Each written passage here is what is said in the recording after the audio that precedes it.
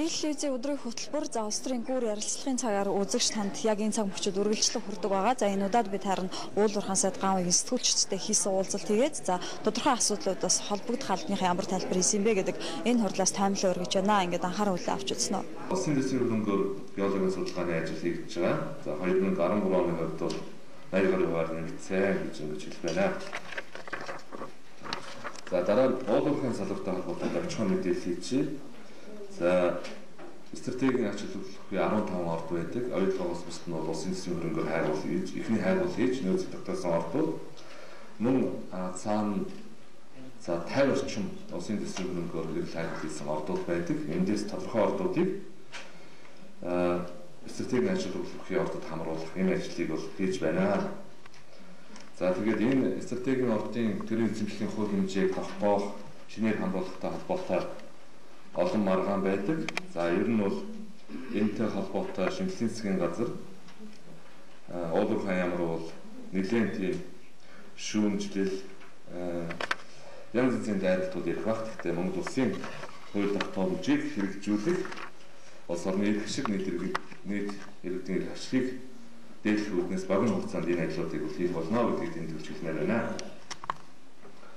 За эрдэс байдлын экспортын бүтээгдэхүүний үнийн асуудал байгаа. За энэ дээр сая хамгийн анхны мэдээлэлд бол гарсан. Энэ нь Монгол улсын экспорт бол 91.3 онтой.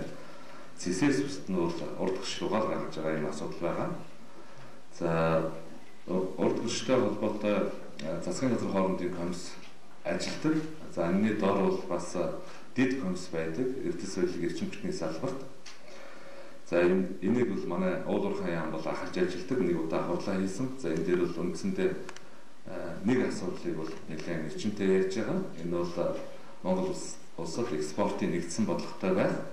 Мөн энэ чиглэлээр урд гашуутайгаа хамтарч ажиллах энэ чиглэл бол гарсан байгаа. За энэ дээр тэгвэл жишээлбэл нүүрсэн дээр хэлэхэд бол тухайн жилд нүүрсийг ямар хэмжээтэй экспортох юм? За тоон хэмжээг нь төрийн дэвшин тохирдог. Аж ахуйн нэгжүүд нь бол үнэ тохирдог. За нөгөө талаас хятад улсаар дамжин өнгөрөх тээврийн асуудал байгаа. Тээврийн тарифын асуудал байгаа. Дэлхийн худалдааны байгууллагын гишүүн орнууд бол өөрийн орноор ямар нэгэн ачаа тээвэрлэх тохиолдолд бол тусгайсан тариф гаргадаг. Тэр оронд хэрэгжиж байгаа тарифынхаа дагуу явагддаг.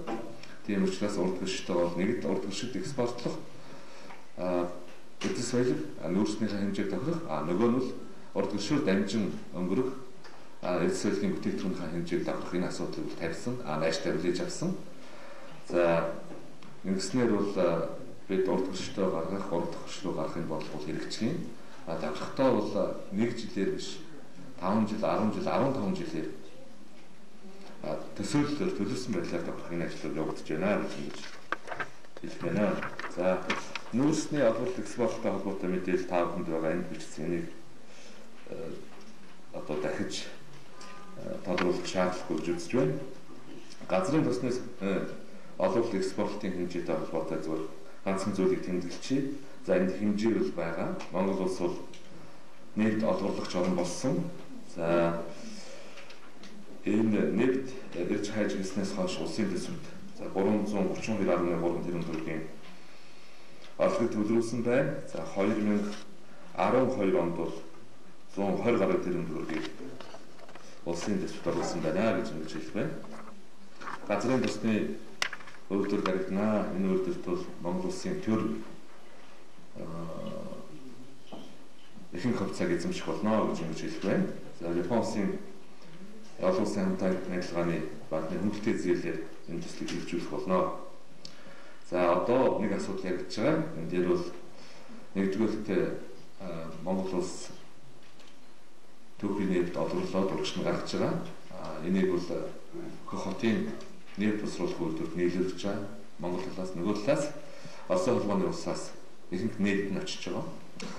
Тийм учраас бид зөвхөн хөх хотын босруулах үйлдвэрт нийлүүлж байгаа. Төвийн нефтийн хооронд энэ ойрхон энэ хяхтын цаахан байгаа газрын тос олборлож байгаа үйлдвэрлэлээс 2 сая тонн газрын тос авах энэ асуудлыг бол зохион байгуулж байна.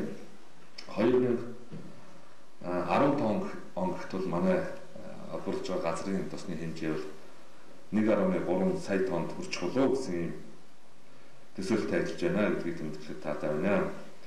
За энэ нэг жижиглэнгийн худалдаатай холбоотой асуудал байгаа. За нөөцтэй байна гэдэг бол ер нь энэ стратегийн бүтээгдэхүүний тухайд тусмаа газрын тосны бүтээгдэхүүний тухайд бол нэгдүгээр нөөцтэй байна гэдэг бол хамгийн чухал үзүүлэлт. Хомсдол үүсэхгүй гэдэг бол хамгийн чухал үзүүлэлт. Дэлхийн улс орнууд 200 гаруй улс орнууд байгаа. Эдгээр орны 80% нь бол өөрснөө олборлолтгүй гаднаас 100% экспортлог ийм орнууд байгаа. За дунджаар 90 хоног, 180 хоногийн нөөцтэй орнууд ч байна. За нөөцийг бол усаар, за мөн санхүүгийн хэрэгсэл гэдэг аккредитив ашиглах байдлаар бүрдүүлдэг юм байна. За ямар ч үсэн 60 хоногийн нөөц бүрдүүлэх арга хэмжээг гаргасан байгаа гэж хэлж байна. За газрын тосны бүтээгдэхүүн дээр бас нэг арга хэмжээ авсан энэ өмнөх засгийн газрын тосны бүтээгдэхүүний бөөний худалдаанд бөөний гэдэг нь аж ахуйн нэгжүүдэд тодорхой хэмжээгээр нийлүүлдэг энэ бүтээгдэхүүнийг татвараас хөнгөлсөн байсныг бол зогсоосоо. Жижиглэн дээр бол хөнгөлт үзүүлж байгаа нийт иргэдийн өдөр тутмын амьдрал одоо гол нөлөөтэй амжиргаанд нөлөөтэй энэ байдлаар асуудлыг шийдэж байгаа.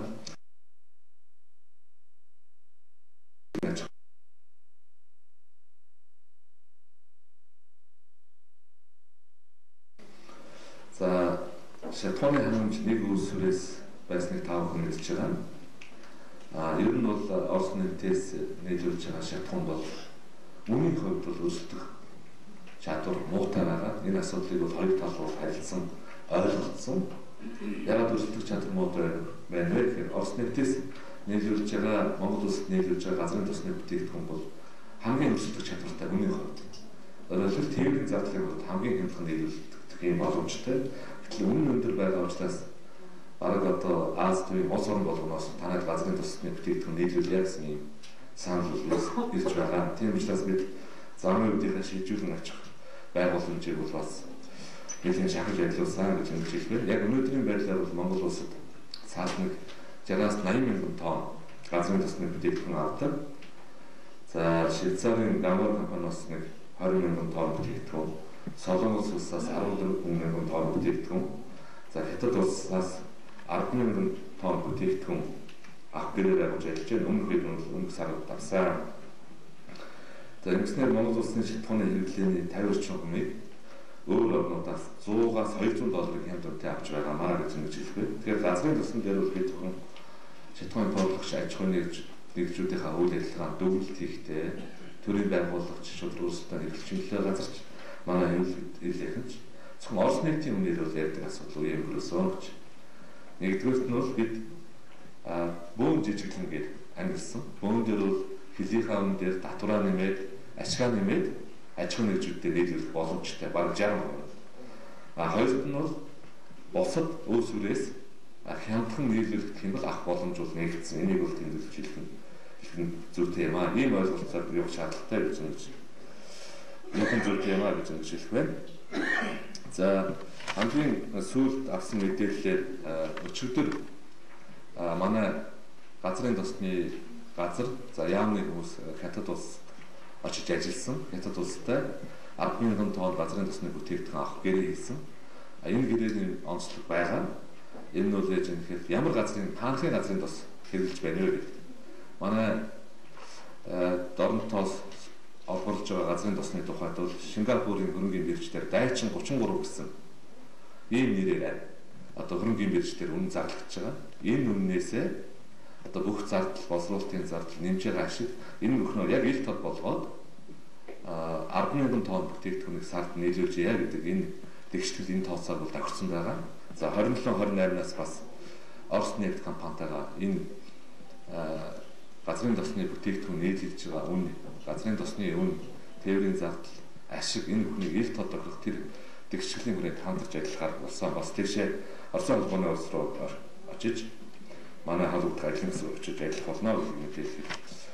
Стратегийн ажил бүхий ордод хамруулах асуудал дээр 30 орчим орд улсын төсвийн хөрөнгөөр хэлбэлээ гэсэн орд нэмж яригдж байгаа. Гэхдээ эзэн зэзэмшигтэй уулзсан. За ажил эхлүүлсэн байл ажил эхлүүлсэн хүмүүстэй уулзах энэ уулзалт бол ил явж байна гэж ингэж хэлэх байна. За оролдлогын хувьд бол одоо өнөөгийн байдлаар бол түүц төлөөлөл удирдлах зүйл оролдож байгаа. Түүцийг бол боординг гэж ярьдаг. Хүний төлөвшөлтийн хурал бол төр хүлээж байгаа гэж ингэж хэлэх байна. Тэгээ түүцийн хурал бол дуусаад байна гэж ингэж хэлэх байна. За ер нь бол хөрөнгө оруулагчтай тохирсон асуудлууд байгаа. Монгол Улсын хууль тогтоомжийг дээдлэнэ. Хууль тогтоомжийн бүрэлдэхүүн хэсэг хөрөнгө оруулалтын гэрээ техник эдийн засгийн үндэслэл Монгол Улсын одоо бус талбарт хуулийг бол дээдлэнэ гэсэн ийм байдлаар бол тавьсан байгаа. Угаасаа ч юм байх хэрэгтэй. Апплод орчин байхгүй ингэж явах хэрэгтэй гэж ингэж хэлэх байна. За ашиг тунхаглалын тухай хуулийн шинэсэн хариулгын төслийн улсыг хулгай хилцэх асуудал төр хойшоос олзрогдсон хуулийн төслийг төр хойшлуулсан гэж хэлэх байна. Энэ шалтгааныг бол бас өмнө нь энэ иргэний танхимд хилцүүлэг явагдсан учраас би дахиж тавтаж хэлэх нь бол илүү суулуу гэж ингэж хэлэх байна. Ер нь бол за бид нар бодлого гэж ярьдаг, төсөөлөл гэж ярьдаг, хөтөлбөр гэж ярьдаг, хууль гэж ярьдаг. Энийг бас нэг зэгслэмээр байгаа. За одоо 20 гаруй жилийн хугацаанд бодлого гэдэг нь бол одоо полиси гэж ярьдаг. Тэр нь эхлээд гаргадаг. Тэрний дараа ямар бодлогоор явуулах. Тэрний дараа яг энэ бодлогоо нэлзүүл хийж чад хуульч ирдэг. Тэгэхээр бодлого нь тодорхой үсээр гэсэн ийм асуудлууд байна. За одоо төсөл гэх юм бол прожект гэж байна.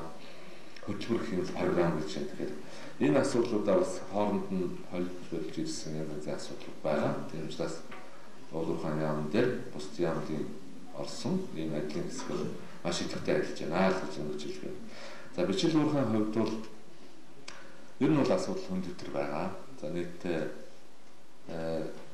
70 гаруй сумд илүү. За ямар ч байсан 70 гаруй мянган хүн энэ салбарт ажиллаж байна. Шинжилсэн ашиг нөхцөлийн тухай хуулийн тэр шинжилсэн төсөлд бичил уурхайтай холбоотой заалаар ороогүй явж байсан. Гэхдээ төсөл гэдэг чинь бол төсөл шүү дээ. Засгийн газарт өргөн баригдаад, улсын хуралд өргөн баригдаад.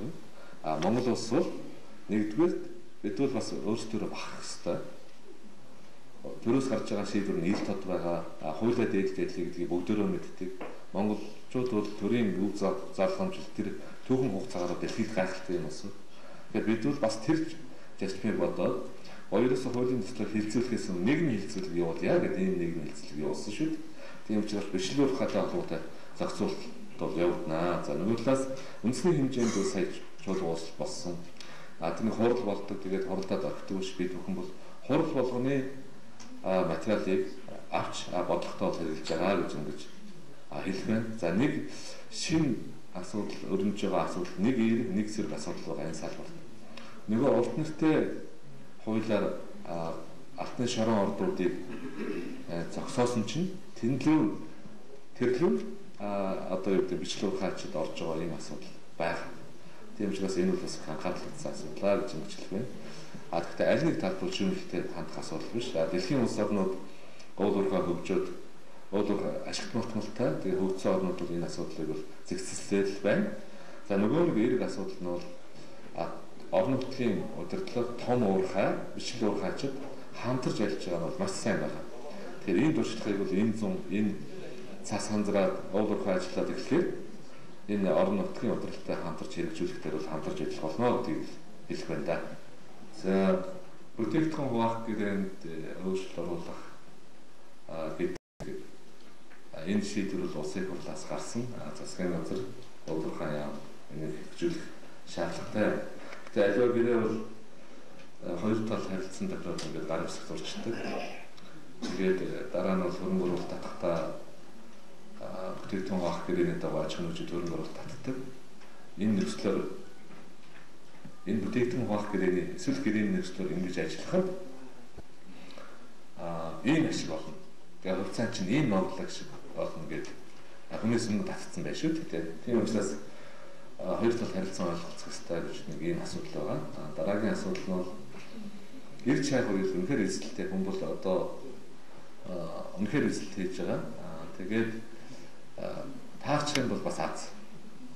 Тэгээд эрж хайж явах үед таарад олдог юм олдсон үеийн бүтээгдэхүүн хуваах гэрээ бол арай өөр байдаг. Энэ зарчим дээр ажиллаж байгаа гэж хэлж байна.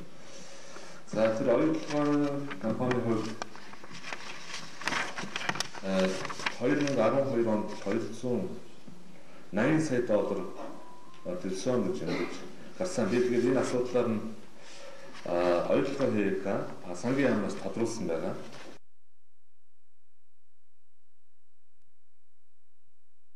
Зөрүүгийн бол бас сангийн яамнаас тодруулсан. Тэр энэ ойлгомжтой юм байна. Яг 12 онд оюутлогоо хийх хөдөлсөн татвар бол 280 сая доллар ш татвараар төлсөн нь бол 125 сая доллар байгаа. Гэхдээ тэр 280 сая доллар гэдэг дээр бол бас хооронд очир зүг олох юм шаардлага байна. Нэгдүгээрт бол энэ нэг одоо хүмүүс ажиллаад хүн амын орлогын татвар нийгэм даатгалын шинтгэл ингээд төлдөг. Манай аж ахуйн нэгжүүд Эрдэнэ тентэр бол энийг ингээд зарлаад ингээд идэвхтэй. Гэхдээ ийм шаардлага байдаг бол аж ахуйн нэгжээс хамаарна. Бидний ил тод нийгэм одоо ажиллаж байгаа ил тод компани учраас тэгж зарлаж байна гэж ойлгож байна. Байгаль орчны нөхөн сэргийлтийн барьцаа зэрэг энэ зарлалуудыг оруулсан 30-40 сая доллар байна. Яг манай татвар гэдгээр 125 сая доллар. За оюутлогоо хийгээд аж ахуйн нэгжүүд бараа үйлчлэгээ нийлүүлдэг. За энэ нийлүүлэхдээ аж ахуйн нэгжүүд нэмийн үртгийн албан татвар оруулж төлөвлөрөө хийдэг.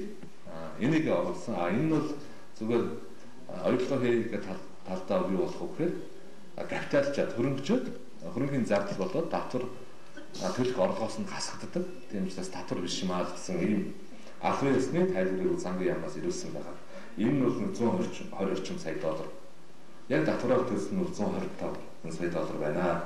Тэгэхээр энэ оюутлогоо хийх сангийн яам татварын газар энэ асуудлаа зэгслээд хамтарсан мэдээлэл гаргах зүйтэй гэж ингэж ойлгож байна.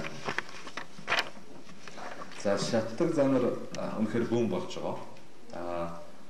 Гол нь бол тэргүүл эрхч орн бол Америкийн нэгдсэн улс. За 20 жил судалгаа хийсэн байна. Одоо бол за нөгөө нүүрснээс хий гаргаад, шингэн гаргаад шатхан үйлдвэрлэнэ гэдэг. Тэрнээс бол хамаагүй хямдхан зардал шатдаг занараас бол шатхан. За нөгөө хүндийн жин гэж ярьдаг. Хүндийн жин ихтэй нефтийн бүтээгдэхүүн бол гаргаад эхэлчлээ. Шатдаг занарын Америкийн нэгдсэн улсын нөөц бол дэлхийн газрын тосны нөөцийн 10 орчим хувийг үйлдвэрлэнэ. Сүүлийн үед одоо бүлүүн дээр BBC, CNN бүх мэдээлэлээр явж байгаа. Тийм учраас энд бол бас нэлээд ховсол өөрчлөлт ирж байна. Азар Монгол улсын тухайд бол шатдаг занарын нөөц нэлээд байгаа. Нөгөө талаас бид уулуурхайн дэд сайдаар ахлуулсан ажлын хэсэг маш яалттай ажиллаж байгаа юм дээр. Бүх байгуулагдсан үйлдвэрүүд, туршилтын үйлдвэрүүд баримтж байгаа бодлого энэ бүхнийг бол судалсан.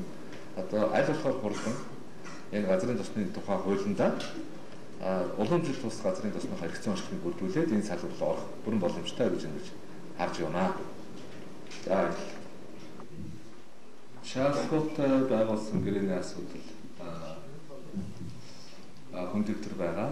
Гэхдээ гэрээнд хоёр улсын төрийн чин компани захирлууд гараа зохицуулсан байгаа.